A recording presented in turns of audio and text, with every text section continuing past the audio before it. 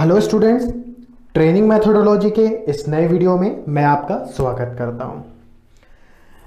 अभी तक हम लोगों ने आपके CITS के सिलेबस की बहुत सारी यूनिट्स कवर कर ली हैं, जिसमें हम लोगों ने देखा कि लर्निंग क्यों ज़रूरी है, लर्निंग क्या प्रोसेस होती है ना, ये कैसे होती है। हमने प्रिंसिपल्स देखे लर्निंग के, हम लोगों ने ये देखा कि एंटरप्रेन्योरशिप क्या होता है, हम लोगों ने 4 स्टेप टीचिंग मेथड देखी। ये सारा कुछ जो सिनेरियो भी मैंने बनाया था, जिसमें लर्निंग का और टीचिंग का पूरा जो प्रोसेस जिसके बारे में हम लोग डिस्कशन कर रहे थे, अगर मैं एक चीज़ बोलूँ कि इसको कंप्लीट होना या इसको ये पूर्ण हो गया, ये कब माना जाएगा। कोई भी लर्निंग है या कोई भी चीज़ आप सीख रहे हैं, वो कब पूरी होना माना जाएगी। वो एक स्टेज होती है कि जब उसे आप कंप्लीट कहेंगे, आपका सिलेबस खत्म हो गया, क्या आप उसे कंप्लीट कहेंगे, या सेशन कंप्लीट हो गया तब आप उसे कंप्लीट कहेंगे। नहीं, हम लोग जब तक उसके जो भी हमारा क्राइटेरिया था उसके बेसिस पे जब तक हमारा परीक्षण नहीं किया गया, जब तक हमारा टेस्ट नहीं हुआ, जब तक हमारा एग्ज़ाम नहीं हुआ, तब तक हमारा वो जो पर्टिकुलर लर्निंग प्रोसेस चल रहा था वो कंप्लीट नहीं माना जाएगा। अगर मैं इसको एक प्रॉपर कल्चर में बोलूँ या मैं एक प्रॉपर उस एक वे में बोलूँ, सटीक वे में, सीखते तो हम लोग बहुत कुछ है लर्निंग प्रोसेस में, है ना। जो मैंने अगर हम बात करें जो इनफॉर्मल और फॉर्मल एजुकेशन की, तो इनफॉर्मल में तो हम लोग जो कुछ सीखते हैं वो लर्निंग है, लेकिन फॉर्मल एजुकेशन कब कंप्लीट हुई मानेगी, जब कोई टेस्ट होगा, जब आपका परीक्षण होगा, और अगर आप उसमें सफल होते हैं तो आपको सर्टिफिकेशन प्रोवाइड करके आपको ये माना जाता है कि आप इसमें सफल हो गए हैं, आपको ये लर्निंग प्रोसेस आप इसको सीख गए हैं, और अब आप इसके लिए मान्य हैं कि इस सर्टिफिकेट या इस स्टैंडर्ड्स के बेसिस पर आप कहीं भी अपने आप को पहचान दे सकते हैं। तो आज इसी सब के बारे में हम आपकी CITS सिलेबस की यूनिट नंबर 7 के बारे में पढ़ेंगे, जो कि है assessment and certification, test and evaluation. तो आइए इस यूनिट को आज शुरू करते हैं। इस यूनिट को भी 2 पार्ट में हम लोग कवर करेंगे। तो इस पहले पार्ट में इस यूनिट तक का जितना भी पार्ट हो जाएगा मैं उसे कवर करूंगा, और इसके बाद बची हुई यूनिट को हम लोग सेकंड पार्ट में कवर करेंगे। तो आइए शुरू करते हैं। सबसे पहले बात करते हैं कि टेस्ट क्या होता है।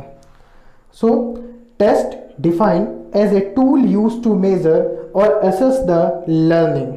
मतलब टेस्ट एक उपकरण है, एक टूल है जो कि आपकी लर्निंग को क्या करता है, मेजर करता है या उसका असेसमेंट करता है, उसकी जांच करता है, उसका विश्लेषण करता है। ठीक है। अब लर्निंग किस प्रकार की है, वो स्किल की भी हो सकती है या आपकी नॉलेज की भी हो सकती है। ओके। जो भी लर्नर है उसके स्किल को या उसके नॉलेज को चेक करने का, उसको जांचने का, उसको मापने का जो टूल है वो है टेस्ट। ठीक है। दूसरा बोल रहा है test is a way to check teacher success. अब ये अगेन एक बात आ जाती है कि टीचर की सक्सेस टेस्ट से कैसे मेजर हो गई है। परीक्षण से टीचर की सक्सेस का क्या संबंध है? बिल्कुल है। अगर टीचर जो लर्निंग प्रोसेस कर रहा है, वो सिखा रहा है या जो भी टीचिंग कर रहा है, उसकी इफेक्टिवनेस है कि नहीं है, वो कैसे पता चलेगा? तो वो हमको पता चलता है कि यदि जो लर्नर्स हैं, यदि जो प्रशिक्षणार्थी हैं, वो टेस्ट में या एग्जाम में अच्छा परफॉर्म करते हैं, इसका मतलब है कि टीचर जो सिखा रहा है, जो सिखाना चाहता था, जो ऑब्जेक्टिव्स थे हमारे लर्निंग के, वो कंप्लीट हुए। मतलब ही और शी इज सक्सेस। कौन? टीचर या इंस्ट्रक्टर। तो आई होप कि ये टेस्ट की डेफिनेशन आपको समझ में आई होगी। आगे देखते हैं पर्पस ऑफ ए टेस्ट। एक टेस्ट के क्या पर्पस होते हैं? सबसे पहला पर्पस होता है to classify the students as per their score. ठीक है। हम स्टूडेंट्स को क्लासिफाई करके इस तरीके से नहीं करना है कि बहुत अच्छा स्टूडेंट है तो उसको हम कुछ एक्स्ट्रा एडवांटेज दे देंगे, but it is necessary to classify them कि किसको क्या आता है, किसको क्या नहीं आता है, कौन वीक है, कौन स्ट्रांग है ना। तो उन चीज़ों के ऊपर फिर अलग अलग तरीके से स्टूडेंट्स के ऊपर काम करके उन्हें मोटिवेट किया जा सकता है, उनकी स्किल्स को, उनकी नॉलेज को एनहांस करा जा सकता है। दूसरा है to provide basis for selection. कई बार आपने देखा है कॉम्पिटिटिव एग्जाम्स होते हैं, वहां पर जो टेस्ट लिया जाता है वो सिलेक्शन का बेसिस होता है। जिन्होंने क्वालिफाई कर लिया वो क्या हो गए, वो सिलेक्ट हो गए। जो नहीं कर पाए, जो इस स्कोर जो रखा था प्री डिफाइंड, उसको अटेंड नहीं कर पाए, तो वो डिस्क्वालीफाई हो गए। तीसरा होता है to check learners learning. Obvious सी बात है, ये पुराने पॉइंट को ही मैं रिपीट कर रहा हूं कि लर्नर सीख रहा है कि नहीं सीख रहा है, इस चीज को मापना, इस चीज को जांचना, ये एक टेस्ट का उद्देश्य होता है। अगला है to create competition in the class. Definitely एक जो टेस्ट की जो प्रोसेस होती है, जैसा कि मैं आप लोगों के साथ कर रहा हूं हमारे आईटॉट भोपाल के स्टूडेंट्स के साथ, क्या हो रहा है, हम लोग सभी लोग मिलकर टेस्ट देते हैं। कई बार मैं बता देता हूं कि इनका स्कोर इतना है या इस पर्टिकुलर स्टूडेंट का स्कोर उतना है, और जब मैं आपको मोटिवेट करता हूं या बोलता हूं, या आप खुद ही बोलते हैं क्योंकि आप सभी इतने समझदार हैं, आप खुद बोलते हैं नहीं सर हम नेक्स्ट टेस्ट में अच्छा परफॉर्म करेंगे। तो ये क्या है, ये आपके बीच में कंपटीशन क्रिएट कर रहा है, ऑटोमेटिकली आपको ये मोटिवेट कर रहा है कि नहीं I will do better next time, अगर मैं इस टाइम नहीं कर पाया हूं तो। ठीक है, अगला है to encourage and motivate learners, जिसकी मैं बात कर रहा था कि कंपटीशन क्रिएट करने के साथ साथ मोटिवेट, ये पॉइंट मैंने इसी में कवर कर दिया। अगला है टू रिवाइज द नॉलेज। अब जैसा कि ये जो हम लोग कर रहे हैं कि हम ये पढ़ते हैं, इनफैक्ट हम ये सारा कुछ पहले भी पढ़ चुके हैं आपके क्लासरूम में, बट अब क्या हो रहा है, with the help of test हम क्या करते हैं, हम उसको रिवाइज कर लेते हैं। हमारा पूरा जो सिलेबस है उसके बेसिस पे टेस्ट बनाते हैं। और हमने क्या करा, जैसे डाउट क्लियरिंग सेशन रखा था, उसमें हम लोग क्या कर रहे थे, हम लोग उन सारी चीज़ों का फिर से एक बार निचोड़ निकाल रहे थे। अगर किसी का कोई डाउट है तो वो क्लियर कर रहे थे। समवॉट क्या होता है कि हो सकता है वो दूसरे लोगों का भी डाउट था और उन्हें भी समझ में नहीं आ रहा था, तो अल्टीमेटली एक बार फिर से हमको पूरे टॉपिक से निकलना पड़ता है, तो वो आपके सिलेबस को एक तरीके से रिवाइज करा देता है। अगला है to find out the weak points of learner. इसकी मैंने बात करी थी आपके फर्स्ट पॉइंट में, to classify the students as per their score. Classify तो कर दिया, उसका बेनिफिट क्या है, हमको पता चल जाता है कि लर्नर का वीक पॉइंट क्या है, कौन सा उसका वीक पॉइंट है जिसपे हमको काम करके हम उसकी लर्निंग को और एडवांस कर सकते हैं, उसकी लर्निंग को और ज़्यादा इफेक्टिव बना सकते हैं। तो ये कुछ टेस्ट के पर्पस था, आई होप कि ये समझ में आए होंगे। चलिए आगे देखते हैं इसमें क्या है। आगे बात करते हैं characteristics of a good test. एक अच्छे परीक्षण के क्या क्या लक्षण होते हैं, या अगर इस तरीके से भी मैं बात करूं कि एक अच्छे परीक्षण में क्या गुण होना चाहिए। अगर मैं इसकी बात करूं कि जब एक टेस्ट को आप बनाएंगे तो किन चीज़ों का ध्यान रखेंगे, तो ये सभी घुमा फिरा कर क्वेश्चन बनाए जा सकते हैं इससे। इन पॉइंट्स को देखेंगे। सबसे पहला पॉइंट होता है रिलायबिलिटी। रिलायबिलिटी क्या होती है, विश्वसनीयता होती है। अब विश्वसनीयता क्या है, किस चीज़ की विश्वसनीयता, किस चीज़ की रिलायबिलिटी है भाई, रिलायबिलिटी इस चीज़ की है कि जो भी टेस्ट लिया जा रहा है, ठीक है, मान लेते हैं कॉम्पिटिटिव एग्जाम होता है किसी का भी जो आप देते हैं, बहुत सारे IAS IPS के निकलते हैं, है ना, व्यापम से SSC करवाता है, व्यापम कराता है, हमारा कई सारे एग्जाम्स कंडक्ट कराते हैं ये लोग। तो रिलायबिलिटी का मतलब ये हुआ कि भाई जब उस टेस्ट को, जैसे आपने देखा होगा कि 5 दिन 10 दिन 15 दिन ये चलते हैं वीकेंड्स पे लगातार, और एक इन्होंने अलग अलग क्वेश्चंस का सेट बना के रखा होता है, और वो सेट्स क्या होता है अभी हम आगे बात करेंगे किस तरीके से बनाए जाते हैं, एक लेवल पे डिसाइड होते हैं, और उसमें हर सेट अपने आप में कंप्लीट होता है, उसका लेवल 1 लेवल 2 लेवल 3 जो भी डिफिकल्टी का लेवल है हर टेस्ट में बराबर का होता है। या मैं एक ही टेस्ट की बात करूं तो अलग अलग टाइम पे लिया जाए, और हर बार जो उसका रिजल्ट है, जो भी मान लीजिए अगर उसे 1000 बच्चों पे टेस्ट करा तो उसका रिजल्ट एक बार आया मान लीजिए 75% या 80%, नेक्स्ट टाइम लेंगे तो वो उतना ही आना चाहिए। मतलब उसके जो रिजल्ट में है, अगर उसे किसी दूसरे टाइम पर किसी दूसरे ग्रुप ऑफ स्टूडेंट्स के साथ लिया जाए तो उसके रिजल्ट्स में बहुत ज़्यादा अंतर नहीं होना चाहिए। यही कहलाएगा आपका रिलायबिलिटी, कि वो विश्वसनीय है। ऐसा ना हो कि वही टेस्ट एक किसी क्लास को दिया गया, वो सारे बच्चे पास हो गए, दूसरे को दिया तो सारे फेल हो गए, मतलब कहीं ना कहीं टेस्ट की विश्वसनीयता पर सवाल उठ जाते हैं, रिलायबल नहीं है मान लीजिए वो टेस्ट। तो ये टेस्ट की विशेषता है, गुण ये होना चाहिए रिलायबिलिटी। दूसरा वैलिडिटी, वैधता। अब वैलिडिटी का मतलब क्या हो गया, वैधता का मतलब पहली चीज तो जो आपका सिलेबस है, जो आपका सिलेबस डिजाइंड है, किया गया है, उसी पर आपका पेपर बेस्ड होना चाहिए, पर्टिकुलर एक निश्चित टाइम के लिए, है ना, वो टाइम टू टाइम चेंज होगा। जैसे आपके CITS का सिलेबस है, कुछ टाइम पहले इसको चेंज किया गया था, अब अगर इसे चेंज किया गया है तो हम भाई उस पुराने टेस्ट को इस टाइम परफॉर्म नहीं कर सकते, इस टाइम नहीं दे सकते, हमको उसमें चेंज करना। क्यों? क्योंकि उसकी वैलिडिटी खत्म हो गई है भाई, सिलेबस ही नया हो गया तो वो टेस्ट कैसे वैलिड बचा। तो एक निश्चित टाइम के अंदर आपके पूरे सिलेबस को उसे कवर करना चाहिए, यही कहलाएगा उसका वैलिडिटी। तीसरा है ऑब्जेक्टिविटी। अब ऑब्जेक्टिविटी का मतलब क्या है? ऑब्जेक्टिविटी का मतलब ये होता है कि भाई अगर उस टेस्ट को, मान लीजिए एक टेस्ट है, एक किसी व्यक्ति ने उसको चेक करा, जो भी रिजल्ट्स आता है, और कोई दूसरा व्यक्ति अगर उसे फिर से क्रॉस चेक करता है तो रिजल्ट्स में कहीं चेंज नहीं होना चाहिए। 5-10% का हो सकता है डिफरेंस आए, बट ऐसा नहीं होगा किसी ने उसको आपके एग्ज़ाम पेपर को चेक किया तो आप पास हो गए, दूसरा किसी ने चेक करा तो फेल हो गए, ऐसा नहीं होगा। तो ये कहलाता है ऑब्जेक्टिविटी। तो टेस्ट के अंदर ऑब्जेक्टिविटी का गुण होना चाहिए। अगला है डिस्क्रिमिनेटिव। डिस्क्रिमिनेटिव मतलब होता है विभेदक, चीज़ों में विभेद करने वाला। तो ऐसा टेस्ट बनना चाहिए कि भाई जो आपका जो टेस्ट का ऑब्जेक्टिव था ना कि स्टूडेंट्स को ग्रेड के अकॉर्डिंग या स्कोर के अकॉर्डिंग क्लासीफाई कर देना, तो भाई वो विभेदक बनाने वाला होना चाहिए। ऐसा ना हो कि वो कुछ कर ही नहीं पा रहा है, ऐसा सभी पास हो गए, सभी 10 में से 10 स्कोर ला रहे हैं, या सभी 100 में से 100 ला रहे हैं, तो ऐसा टेस्ट नहीं, या सभी फेल हो गए, तो इस टाइप का टेस्ट नहीं होना चाहिए। ठीक है, तो वो डिस्क्रिमिनेटिव होना चाहिए, मतलब वो स्टूडेंट्स के नॉलेज और स्किल के लेवल पर जिस बेसिस पे भी आप टेस्ट ले रहे हैं उस बेसिस पर उनको डिफरेंशिएट कर सकें। अगला है कॉम्प्रिहेंसिव, मतलब व्यापक होना चाहिए टेस्ट। कॉम्प्रिहेंसिव मतलब व्यापक, आपके पूरे सिलेबस को कवर करना चाहिए। आपका जो भी सिलेबस था यूनिट 1 टू, जैसे आपकी 14 यूनिट है CITS ट्रेनिंग मेथोडोलॉजी के सिलेबस में, तो सभी यूनिट्स को उसे कवर करना चाहिए। ऐसा नहीं है कि किसी एक यूनिट या 2 यूनिट से पेपर बन गया और बाकी से बना ही नहीं, तो इस तरीके का नहीं होना चाहिए। और इसमें भी क्या होना चाहिए, हर यूनिट को उसकी लेंथ है या उसकी किस तरीके से वो इम्पोर्टेंट है उसके बेसिस पर उसका मार्क्स डिस्ट्रीब्यूशन करा गया है, पेपर उसी हिसाब से बनाना चाहिए। अगला है ईज ऑफ मार्किंग। टेस्ट के अंदर मार्किंग सिस्टम ऐसा होना चाहिए कि जो भी उसके लिए इवेल्युएटर रखा गया है, जो भी उसके लिए जो चेक कर रहा है आपके टेस्ट को, उसको वो आसानी हो उसको जांचने में। ऐसा ना हो कि बहुत ज़्यादा डिफिकल्ट मार्किंग सिस्टम रखा है जिसके बेसिस पर उसे जांचने में कठिनाई हो, तो ये नहीं होना चाहिए।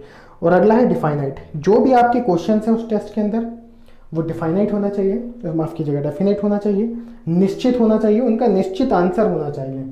ऐसा नहीं है कि क्वेश्चन घुमाने वाले पूछ दिए, कंफ्यूज करने वाले पूछ दिए, जानबूझकर परेशान करना, ये सब आपके टेस्ट में नहीं होना चाहिए, है ना। तो ये एक टेस्ट का गुण है कि उसमें निश्चितता होनी चाहिए। आई होप कि ये सारे कैरेक्टरिस्टिक आपको समझ में आ गए होंगे। चलिए आगे देखते हैं इसमें क्या है। आगे बात करते हैं क्लासिफिकेशन ऑफ टेस्ट की। तो टेस्ट को मेनली 2 प्रकार में बांटा गया है। सबसे पहला होता है फॉर्मेटिव या नॉन स्टैंडर्डाइज। अब फॉर्मेटिव या नॉन स्टैंडर्डाइज का मतलब क्या हुआ? नॉन स्टैंडर्डाइज इसलिए बोला जाता है इस प्रकार के टेस्ट को कि ये क्या करता है, इंस्ट्रक्टर अपनी क्लास के लिए कंडक्ट करता है।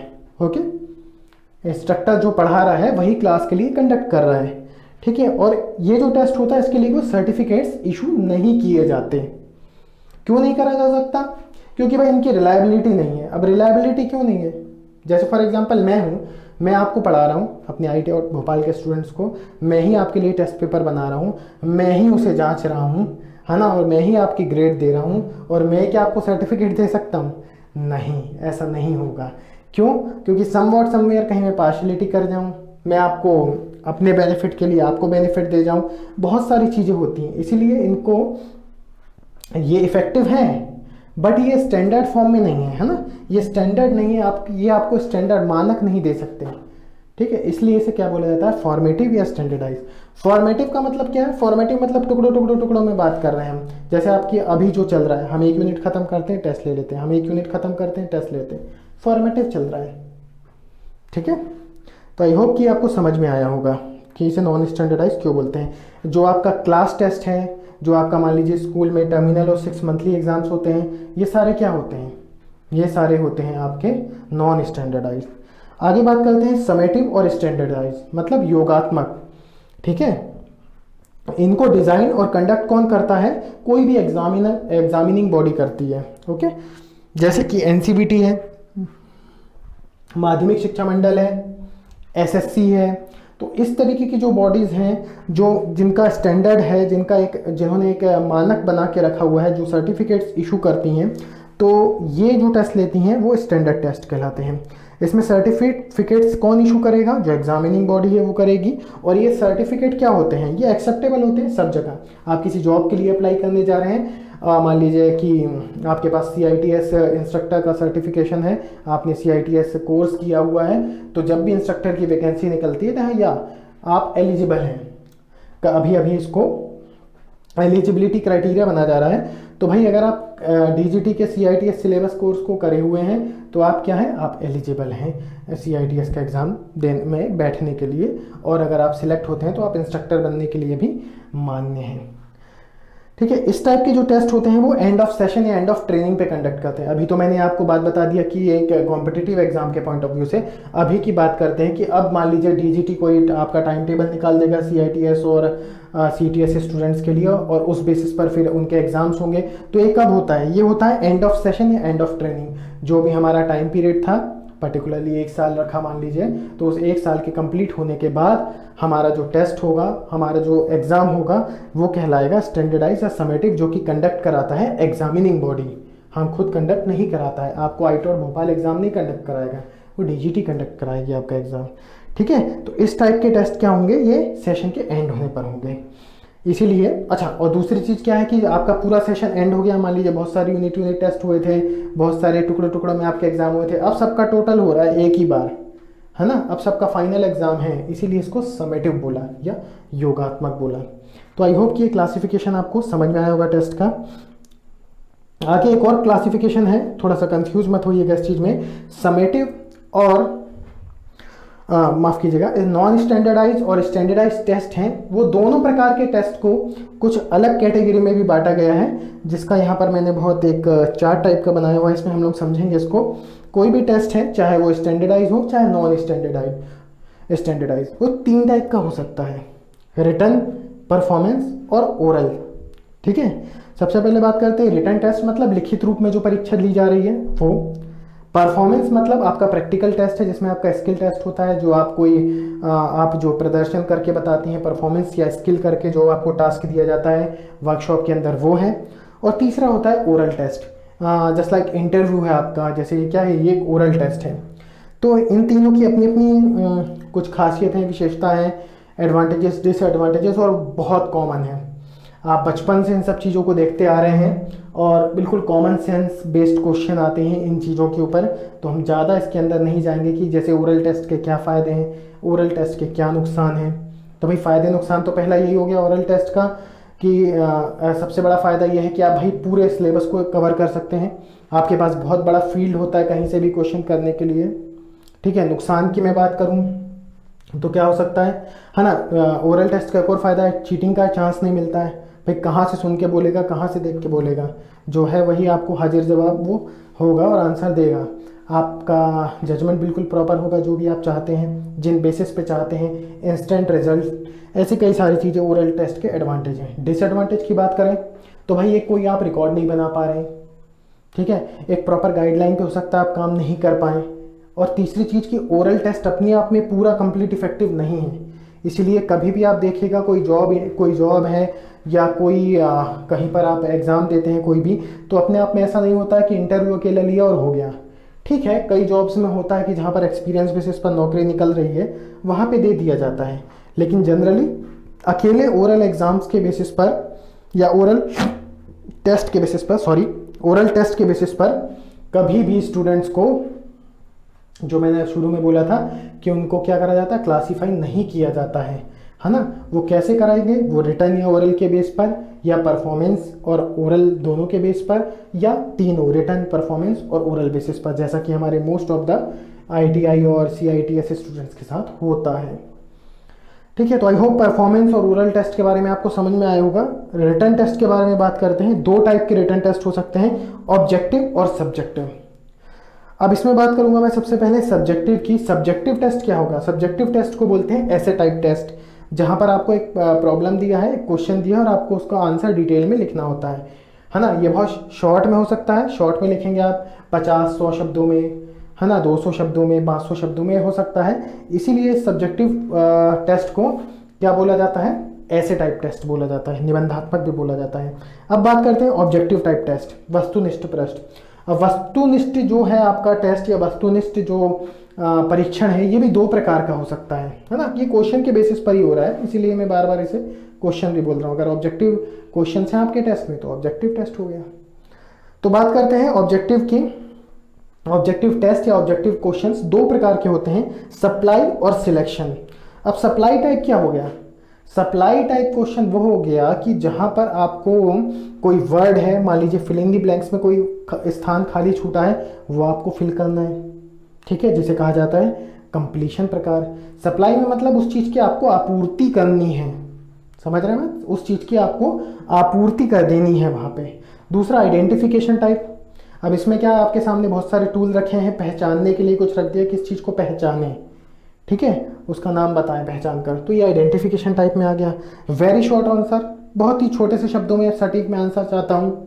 मैंने बोल दिया भाई आर्क वेल्डिंग के अंदर, आर्क वेल्डिंग करते समय इलेक्ट्रिक आर्क वेल्डिंग में कितना करंट मैक्सिमम जनरेट होता है, तो एक पर्टिकुलर आंसर है कि भाई 3000 से 3300 डिग्री सेंटीग्रेड, या एग्जैक्टली बोल दिया 3300 डिग्री सेंटीग्रेड, वो हो गया, बहुत शॉर्ट में बात कर दिया।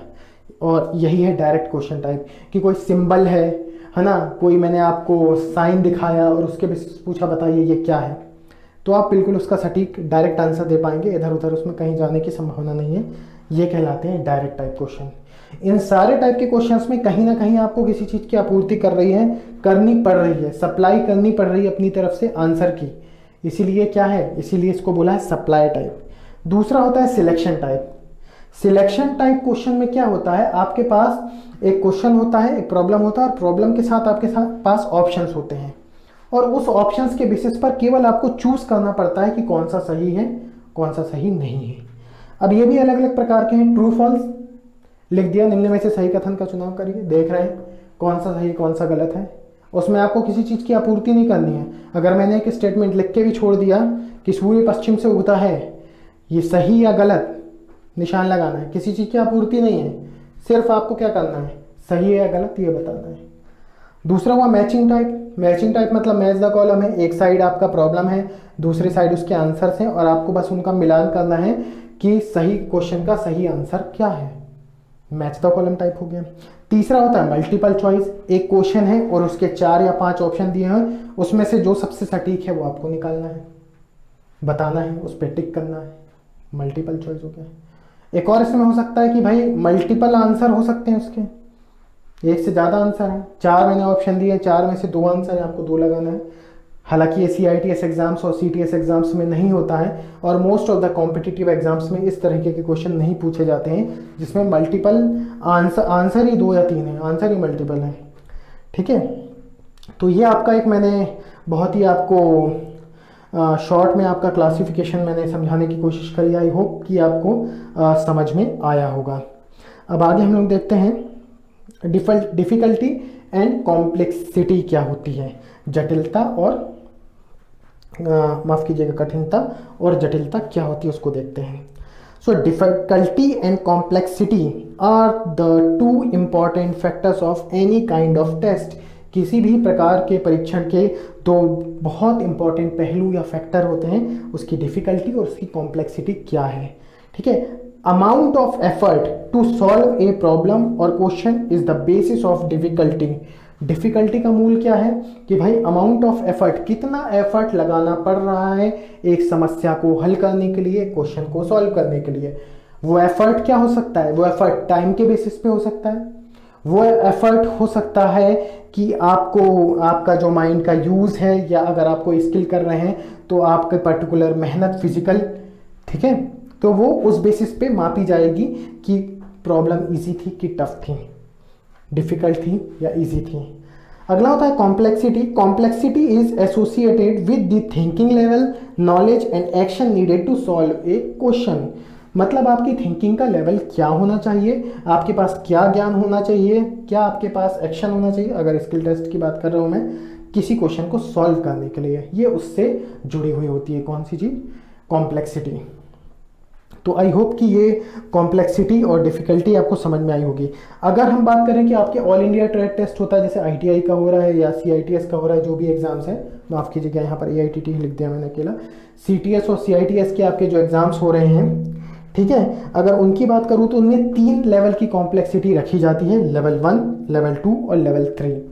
हम लोग इसके आगे देखेंगे कि जो टेस्ट या पेपर आपका बनाया जाता है तो उसमें किस लेवल से कितना परसेंट क्वेश्चन जनरली आपके एक ऑब्जेक्टिव पेपर में रखा जाता है जो कि CITS या CTS का है। तो बात करते हैं लेवल 1। लेवल 1 क्या होगा? सिर्फ मेमोरी पर बेस्ड क्वेश्चन होगा। सिंपल किसी चीज का फंडामेंटल या बेसिक है उस पे क्वेश्चन बना दिया जाएगा जो कि मेमोरी या आपको सिंपल रिकॉल करके याद आ जाएगा। जैसे कि अभी हम लोगों ने क्वेश्चन पूछा था कि आर्क वेल्डिंग में कितना करंट जनरेट होता है? 3300 डिग्री सेंटीग्रेड। फैक्ट है, मेमोरी के बेस पे सीधा सीधा रिकॉल करना है, इसमें कोई ज़्यादा मेहनत वाला काम नहीं है। तो ये काफ़ी इजी टाइप हो जाता है, ये इजी हो जाता है, इसीलिए इसे लेवल 1 में रखा हुआ है। लेवल 2 में आता है प्रिंसिपल और नॉलेज ट्रांसफर के ऊपर पे बेस्ड होते हैं ये क्वेश्चन। किसी चीज़ का सिद्धांत पूछा जा रहा है, उसके एडवांटेजेस डिसएडवांटेजेस के बारे में बात करी जा रही है, उसकी प्रोसेस के बारे में बात की जा रही है ना, उसके प्रिंसिपल्स के बारे में बात की जा रही है। उससे रिलेटेड जो क्वेश्चन है वो ऐसी चीज़ है कि भाई अगर आपको वो चीज़ आप समझ गए हैं, आप स्किल करते टाइम उसको ट्रांसफ़र कर पा रहे हैं कि नहीं, हमारा जो उद्देश्य है वो यही है कि अगर आप इस चीज़ को करेंगे तो उस चीज़ को आप ट्रांसफ़र कर पाएंगे कि नहीं करेंगे। उस लेवल पे जो होते हैं क्वेश्चन वो बेस्ड होते हैं, वो कहलाते हैं लेवल 2 क्वेश्चन। ठीक है, जैसे मान लीजिए मिलिंग या ड्रिलिंग प्रक्रिया के बारे में कोई क्वेश्चन बना दिया।